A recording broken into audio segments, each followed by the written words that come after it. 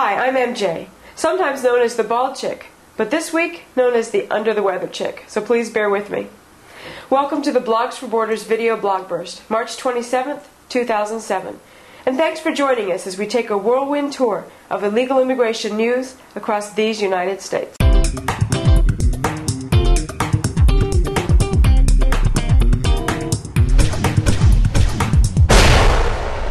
It's an article of faith among open borders lunatics that illegal aliens commit less crimes than the general populace. Just one problem with this theory. Nobody's keeping track. Nobody is counting the number of crimes committed by illegal aliens. In fact, up until now, it has been primarily guesswork. Why? Because nobody's counting. But don't believe me. How about the ever-so-right-wing LA Times, who reported 2 weeks ago? An increase in screeners allowed authorities to question nearly 10,000 of the 170,000 inmates who went through county jails last year about their immigration status. If you're keeping track, that amounts to 6% of the jail population, and that represented an increase. Still not buying? Then how about this from the Delaware News Journal? The rise in illegal immigration in Delaware could be related to the rise in drivers caught without any license, officials said. Court case files and the Delaware JIS database do not include an offender's citizenship status, so the evidence is limited to anecdotes and observations. Still not buying, huh? Well, how about this then from the OC Register, which has recently begun conducting immigration interviews with inmates. Sheriff Mike Corona said the numbers weren't a surprise. He had estimated 8 to 14% of the jail population was most likely here illegally. Nobody has done a definitive study, like we're doing right now. As we say on our blog, governments count beans. It's what they do. So when you find uncounted beans, shouldn't it be a clue that all is not well in Beanville? Or perhaps just that the government already knows that we, the people, wouldn't like the count. And that if the people got hold of some hard, accurate numbers, our elected officials would be going down for the count. You do the math.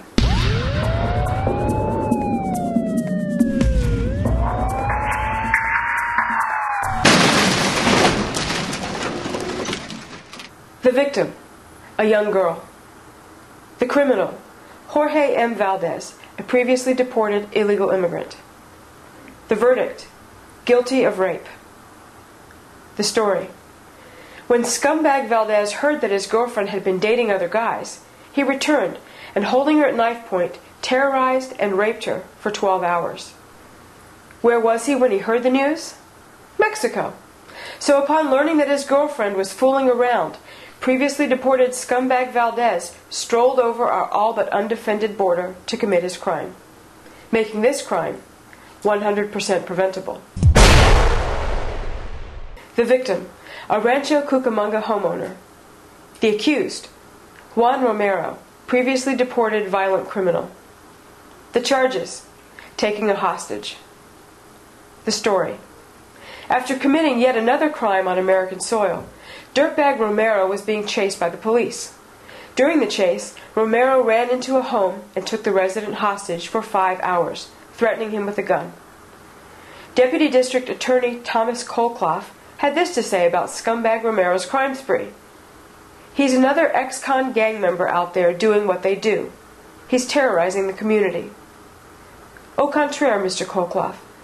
An honest observer would note that low-life Romero is the citizen of a foreign nation, a felon with no right to be here, and ultimately allowed to commit his depredations due to the complete breakdown and absence of anything approaching immigration and border enforcement.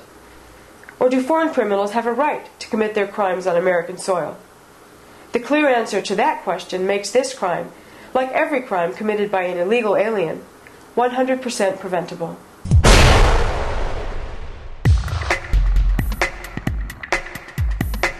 How much do you know about the subject of technological research and advancement vis-a-vis the mechanization of the agricultural industry? Yeah, us too. That's why we thought it might be a good idea to pick the brain of someone who knows what the heck he's talking about. So much so, as a matter of fact, that we're going to share 3 whole minutes of Jake's interview with Dr. Zhang of the University of Illinois.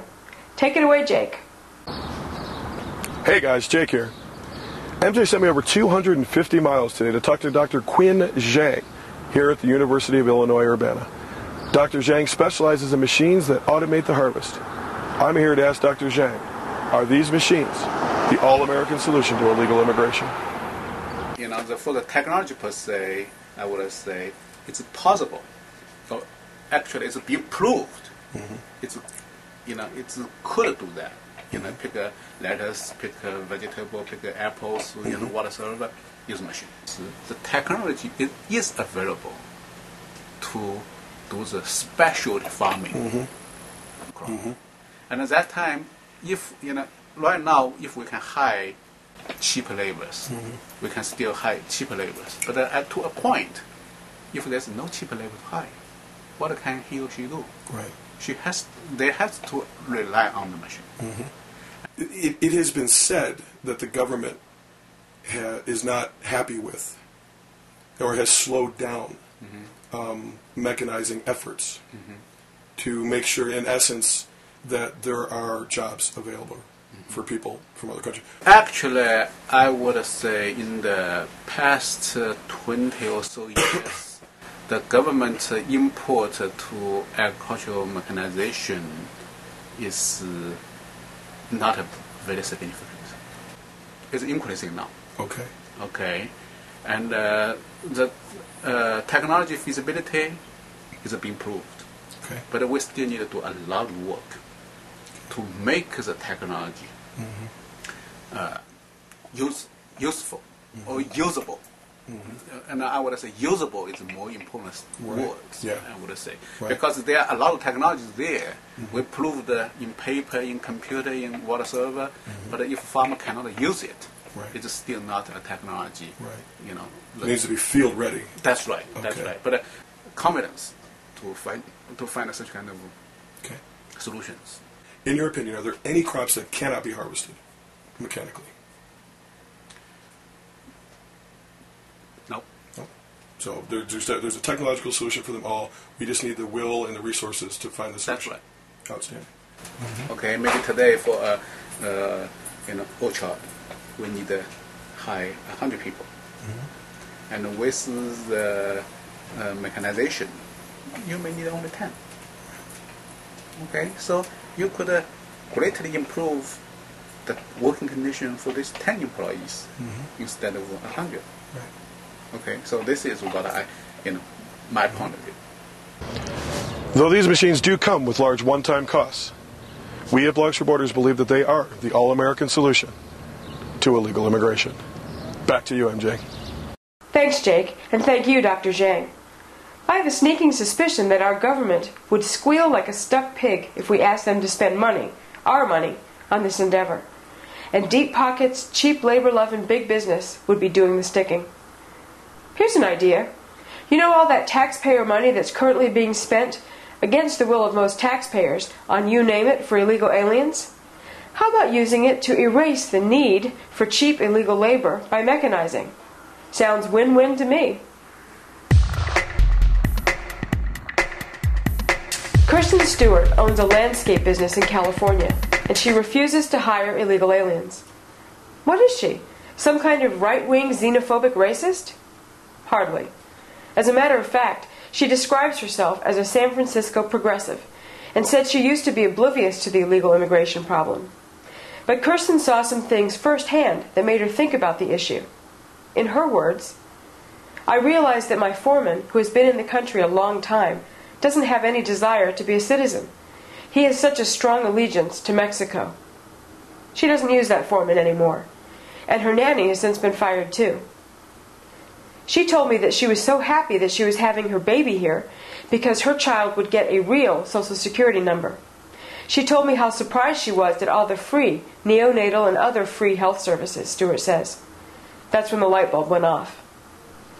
Stewart tells the truth when asked why labor costs raise her bids higher than competitors. Her reward for honesty and doing the right thing? Lost business. Primarily, she says, from dyed-in-the-wool leftists who embrace living wage ordinances and stronger workers' rights laws. There's only one thing that can unite us: being American. That means a whole lot more than being born or naturalized here. It's the difference between being an American and being American. And that's all the difference in the world. Thanks for clicking in to this week's Blogs for Borders video blog burst. And remember, in the words of President Ronald Reagan, a nation that cannot control its borders is not a nation. We here at Blogs for Borders are pretty fond of this nation, and we're determined to get it back. Hope you'll join us.